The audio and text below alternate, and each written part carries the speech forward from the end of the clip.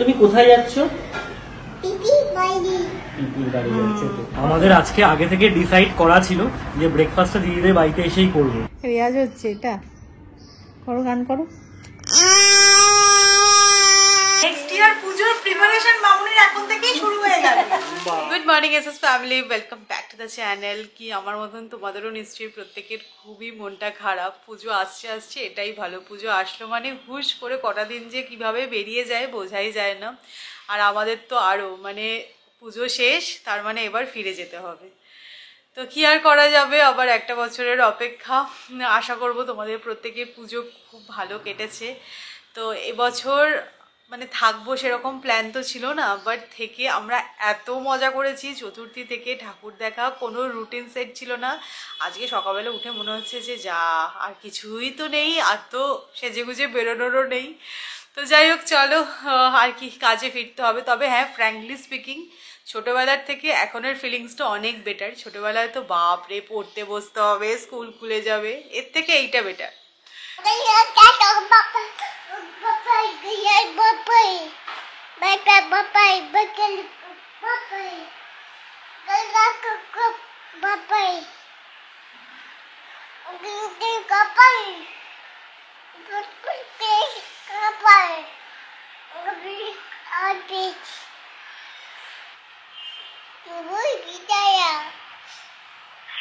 এই দেখো আমাদের সুটকেস বেরিয়ে গেছে, প্যাকিংও স্টার্ট হয়ে গেছে। কোথায় যাচ্ছি না যাচ্ছি সেগুলো সবই তোমাদেরকে বলছি। তবে হ্যাঁ, কালকে গেছিলাম মায়ের কাছে বিজয়া সারতে। আর কি বলবো, বৃষ্টিটা ফেউলে গেছে, মানে এত বৃষ্টি। কালকে রেডি হয়ে বসে আছি, বেরোতে আর পাচ্ছি না বৃষ্টির জন্য। কালকেও রাত্রেবেলার দিকে আমাদের এদিকে খুব বৃষ্টি হয়েছে, তো লেটে গেছি। আর মায়ের কাছে গিয়ে আর থাকা হয়নি, তাই জন্য ভিডিও শ্যুট করা হয়নি। তবে মারা সোমবার দিনকে হয়তো আসবে তোদের সাথে দেখা করতে, তখন তোমাদের সাথে দেখা করিয়ে দেবো। তো যাই হোক, এখন সবাইরই বিজয়া চলছে, মানে নমস্কার করতে যাওয়া প্রত্যেকের বাড়িতে। তো আমিও রেডি হয়ে নিয়েছি সকাল সকাল। এখন যাব দিদিদের বাড়িতে নমস্কার করতে, দিদি শাশুড়ি মাকে। আর দিদিদের নমস্কার অলরেডি হয়ে গেছে এ বাড়িতে, তা ও বাড়িতে গিয়েও আবার বিজয়া হয়ে যাবে। আজকে আমার বড় মাসি মানে বড় মনি এসছে সোনারপুর থেকে বিজয়ার স্বার্থে। প্রত্যেকবারই ভাবি আমরা যাব সোনারপুরে, বাট সে আর যাওয়া হয়ে ওঠে না। মাকে আগে থেকে বলেও রাখি যে এবার কিন্তু ঠিক যাবো, বাট বড়মণি মিস করে না। আমরা যখনই আসি না কেন আমাদের সাথে দেখা করতে আসে, বাট লাস্ট দুবার মিস হয়ে গেছে। বড়মণি আসতে পারেনি বিশেষ কারণে, বাট এবার আর কোনো মিস হয়নি। সকাল সকাল চলে এসেছে বড়মণি আমাদের বাড়িতে। আড্ডা চলছে একদম ফুল ফ্লেজে। আগের দিন যখন সৌমিতের বাড়িতে গেছিলাম, ভেবেছিলাম যে কোনো অসুবিধা নেই, যাওয়ার পথে মিষ্টিটা নিয়ে এলো। তো বলরাম মল্লিকের বালিগঞ্জের ব্রাঞ্চটায় গেলাম, মিষ্টি নেই, পুরো ফাঁকা। মানে দুপুর 12টার সময় সবকটা শেলফ খালি। তারপর আবার ট্রায়াঙ্গুলার পার্কের ব্রাঞ্চে গিয়ে মিষ্টি নিলাম। এই সময় কিন্তু সত্যি মিষ্টির দোকানে কিছু ভিড় হয়, এই দশমীর পরে আর ভাইফোঁটার আগের দিন।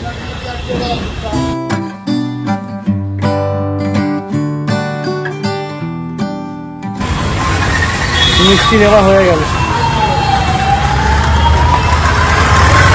তুমি কোথায় যাচ্ছ? পিপির বাড়ি যাচ্ছ। নতুন জামাটা সবাইকে দেখিয়ে দাও।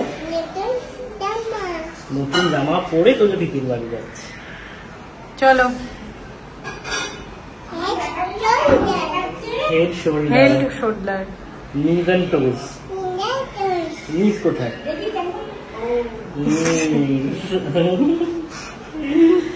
চলো পাকামো না করে। আমাদের পাশের বাড়িতে একটা বাচ্চা আছে, ওরও 18 মাস জাস্ট কমপ্লিট হলো। তো ওর আজকে ন্যাড়া হওয়ার দিন, তো একটু কান্নাকাটি করছে। তো যাওয়ার বলছে কান্নাকাটি করে না আমাদের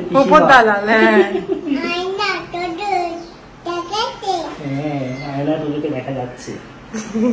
চলো তুমি বসে আছে তোমার জন্য। হ্যাঁ চলো। তোমার জন্য বসে আছে পিপি। গিয়ে কি বলবে? শুভ বিজয়া।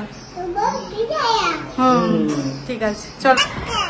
পিপির বাড়িতে এসে তোজোকে দেখো, অর্ণবের সেই ছোটবেলাকার খেলনাগুলো নিয়ে বসে পড়েছে। এটা কি তোজো? ট্রেন। 1 2 কতগুলো গাড়ি পেরিয়েছে। অর্ণব প্রথমে নিয়ে গেছিল একটা গাড়ি দেওয়ার জন্য, নিজে বলে দাদা আবার নিয়ে এসছে একটা অটো।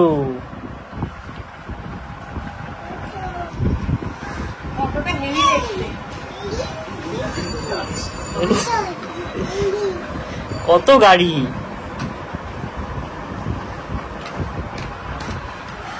কি সুন্দর মডেল গুলো না। হ্যাঁ আমাদের ছোটবেলায় কিন্তু এরকম মডেল গাড়ি খুব পাওয়া যেত, বিভিন্ন ওয়াগনার, তারপরে টাটা সুমো, দরজাটা যে খোলা যায়, হ্যাঁ সুইফট। আমরা সুইফটেই খুশি ছিলাম, এখনকার বাচ্চারা আবার মার্সিডিজে চাইছে। সুইফট। তুমি পিপির বাড়িতে বিজয়া করতে এসে কি খাচ্ছ? কি খাচ্ছ? মিষ্টি খাচ্ছ? বিজয়া করলে মিষ্টি খেতে হয়। হ্যাঁ ঠিক আছে, ভেঙে গেছে তো ভেঙে গেছে। এটা কত পুরোনো দিনের গাড়ি বলতো? সব দাদা ছোটবেলাকার। দাদা বিছানায় নিয়ে শুতো, গাড়ি নিয়ে আমারও স্বভাব ছিল ছোটবেলায় বিছানায় গাড়ি নিয়ে শোয়া, যখন যে মডেল বেরোবে। আমাদের আজকে আগে থেকে ডিসাইড করা ছিল যে ব্রেকফাস্টটা দিদিদের বাড়িতে এসেই করবো, লুচি, বেগুন ভাজা আর আলুর দম, তার সাথে মিষ্টি তো আছে। দিদিকে কালকে বলেই দিয়েছিল তোমাদের বাড়িতে গিয়ে লুচি আলুর দম ব্রেকফাস্ট করবো। এই জাস্ট আমরা দিদিদের বাড়ি থেকে ফিরলাম, এখন বেজে গেছে প্রায় 12টা। গল্প করতে করতে কোথা দিয়ে যে সময় কেটে যায় বোঝাই যায় না। তো তোজোর জন্য দিদি আবার সন্দেশ কিনে রেখেছিল, তো সুন্দর খেয়েছে, বিজয়া সারতে গেছে বলে কথা। আর আকাশের কি অবস্থা দেখো, পুরো কালো করে গেছে। চলো আগে তোজোকে স্নান করাই, আমি ওখানে অ্যাকচুয়ালি স্নান করিয়ে নিয়ে যাইনি, আমি জানি ঠিক আছে চলে আসবে, এসেই স্নান করাবো। তো 12টা বেজে গেছে, আগে ওকে স্নানটা করিয়ে তারপরে তো অনেক কাজ আছে আজকে আবার।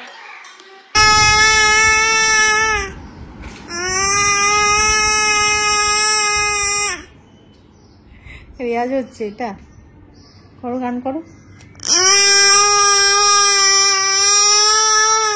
গলা ছেড়ে গান গাইছে।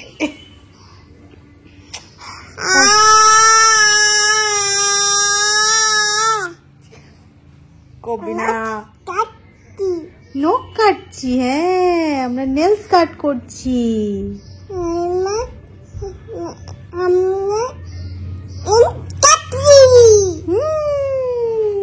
আজকে আমাদের লাঞ্চের মেনুটা কিন্তু বেশ ভালো। এখানে আছে বড়ি দিয়ে উচ্ছে চচ্চড়ি, মাছের মাথা দিয়ে বাঁধাকপির তরকারি, আর এখানে আছে সর্ষে বাটা দিয়ে পার্শে মাছের ঝাল।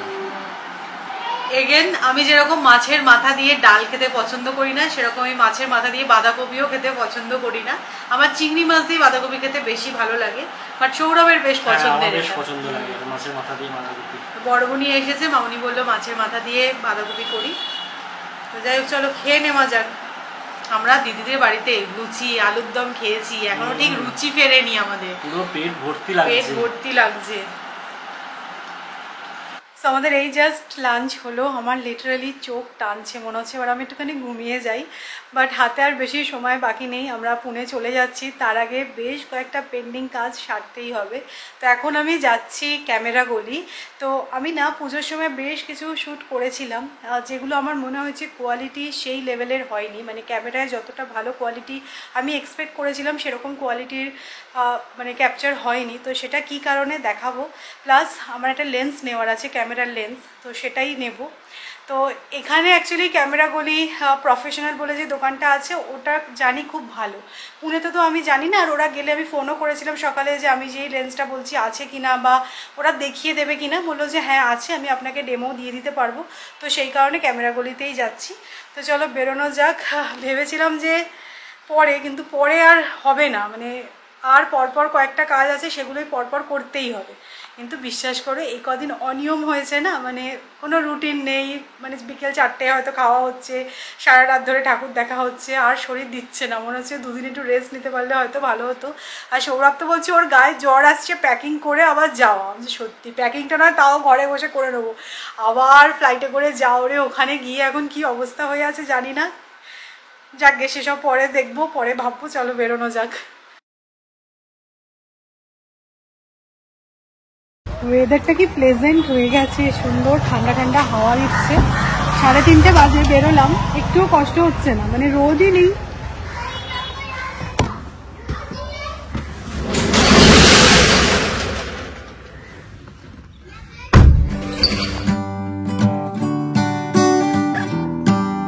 এখন মোহাম্মদ আলী পার্ক ক্রস করছি আর এটা হচ্ছে প্যান্ডেলটা। এই সময় সত্যি বলতে কলকাতাকে খুব ফাঁকা ফাঁকা খালি খালি লাগে।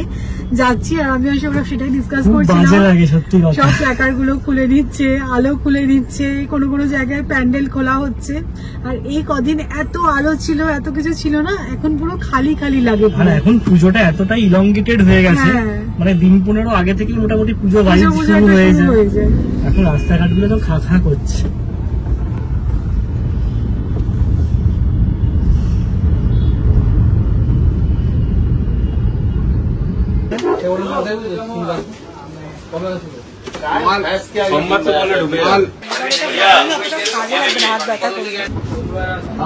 ভেবেছিলাম 8 ঘন্টার কাজ, 1 ঘন্টা হয়ে গেল দোকানে দাঁড়িয়েই আছি। মোটামুটি আমাদের এই শুটটা কিন্তু হচ্ছে নতুন লেন্স থেকে। ক্ল্যারিটিটা বোধহয় ডিফারেন্সটা তোমরা বুঝতে পারবে। তুমি বেটার বুঝতে পারছো, আমি তো এক্সাইটেড দেখার জন্য।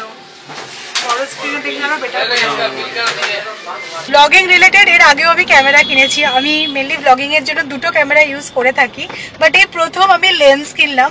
কি হয়েছিল বলতো, পুজোর সময় না অনেক সুন্দর সুন্দর ক্লিপ নিয়েছিলাম, বাট লো লাইটের জন্য ক্ল্যারিটি এত বাজে এসেছে যে এই ক্লিপগুলো জাস্ট আমাকে ডিলিট করে দিতে হবে।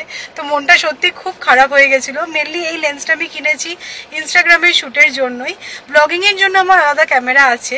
এই লেন্সটা অ্যাকচুয়ালি অনেকটা বড়, মানে হাতে এভাবে নিয়ে কথা বলাটা একটু ডিফিকাল্ট, তাই জন্য আমার যে ছোট ক্যামেরাটা আছে সেটা দিয়ে আমি ব্লগিং করব। বাট সিরিয়াসলি ক্ল্যারিটিটা মারাত্মক, মানে এতটা লো লাইটে এত সুন্দর ক্যাপচার হচ্ছে। তো ভাবলাম যে নতুন লেন্স যখন নিলাম, ব্লগিংটা এটা দিয়েই করি, গাড়িতে যেতে যেতে। ভালো লাগছে কিন্তু সত্যি কথা, একদম লো লাইট আর পোর্ট্রেট মোডটা খুব সুন্দর। পোর্ট্রেট মোডটাও খুব সুন্দর। সৌরভ আমাকে বললো মন খারাপ করো না, যদি ভালো কোয়ালিটি কিছু শুট করতে যাও তাহলে লেন্সটা লাগবে। তো সেই কারণে সৌরভের কথা মেনে আমি লেন্স কিনলাম। আমার খুব ভালো লাগছে, মানে কাজটা যদি প্রফেশনালি হয় তো অটোমেটিক্যালি তোমার ভালো লাগবে না, বা তোমাদেরও দেখতে ভালো লাগবে। মানে যেটা করছি সেটা ডেডিকেটেডলি করাটাই বেটার, তাই না? তো চলো বাড়ি ফেরা যাক।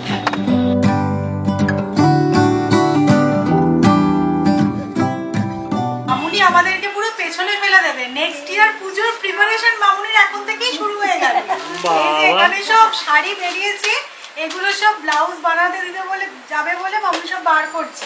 অ্যাকচুয়ালি বড়মুনি এসেছে, মামুনির সোনারপুরে একটা দোকান আছে যেখানে কিনা খুব সুন্দর ফিটিংস করে ব্লাউজের। তো বড়মুনির হাত দিয়ে ব্লাউজ পিসগুলো ওখানে পাঠানো হবে। নেক্সট ইয়ারের জন্য এগুলো সব রেডি হয়ে আসবে।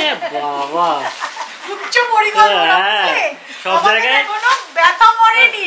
আর মামুনির পুরো নেক্সট ইয়ার পুজোর প্রিপারেশন স্টার্ট। ওই যে দেখাচ্ছে না আনন্দবাজারে 374 অপেক্ষা, ঘড়ি ধরে নিয়েছে। এখানে দেখছি সব শাড়ি টাড়ি বার হয়েছে। আমাকে বলছে দেখ না ব্লাউজ পিস গুলো সব কেটে কেটে দিতে হবে। ঠিক আছে বড় বোনে তো আছে, এখন তোমার চিন্তা নেই, তোমার ব্লাউজ পিস পাবে সোনারকে। কি হয়েছে? ও উমা কোথায় গেছে? দুর্গা মা কোথায় গেছে? শ্বশুর বাড়ি। বুঝতে পেরেছো? সবাইকে বলে দিচ্ছে কোথায় গেছে। খুব ভালো। তুমি আবার আসবে, তুমি বলেছো তো আবার আসতে। হ্যাঁ তোজো ভালো করে বলে দিয়েছিল দুর্গা মাকে যে আবার এসো, তাই না? বই নিয়ে পড়াশোনা করতে ঠিক ঠিক ঠিক হয়ে গেল। নাও বই নাও, পড়তে বসো। এটা বড্ড ভারী ভারী কত হচ্ছে। ভালো করে ধরো, ছিঁড়ে যাবে, নষ্ট হয়ে যাবে।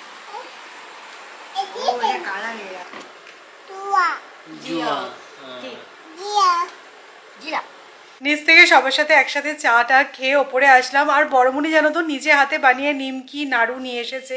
নিমকিটা খেতে কি ভালো, মানে বাড়িতে তৈরি করা জিনিসের আলাদা রকমেরই টেস্ট হয়। আর বড়মুনি এই টাইপের জিনিসগুলো খুব ভালো বানায়। মানে একবার আমরা গিয়ে খেয়েছিলাম বড়মুনির হাতের চিকেন কাটলেট, সেটা এখনও মুখে লেগে আছে। তো যাই হোক চলো, একটুখানি প্যাকিং আছে আমাদের, তো আর বেশি দিন হাতে সময় নেই। তাই জন্য তোমাদেরকে বলছিলাম যে পরপর যে কাজগুলো আছে আর টাইম নেই পরে করার জন্য।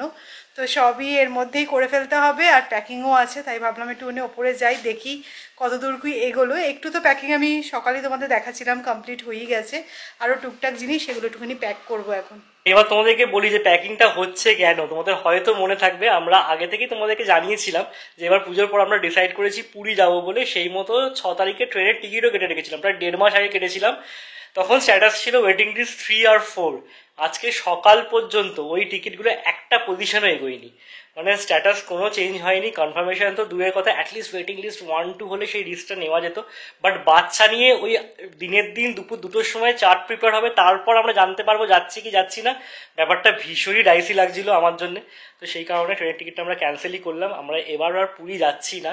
সবারই একটু মন খারাপ তো বটেই, পুজোর পর কোথাও ঘুরতে যাওয়ার একটা আলাদাই আনন্দ থাকে না, তার মধ্যে না দেখছি ওয়েদারটাও খুব একদমই ভালো নয়, সেরকমটা নয়। বিভিন্ন ট্রাভেল পোর্টালেও দেখছিলাম যে পুরীতেও লাগাতার বৃষ্টি হচ্ছে বিভিন্ন জায়গায়, এবং বাইরে যাওয়ার তো কোনো প্রশ্নই উঠছে না, সব জায়গায় বৃষ্টি। বাসে করে তোজোকে নিয়ে হেক্টিক হয়ে যাবে গো। না, আমাদের অতটা ভালো লাগেনি যে বাসে, অনেকেই তোমরা বলেছিলে যে হ্যাঁ বাসে করে যেতে পারো, বাস ট্রেনের থেকে ভালো।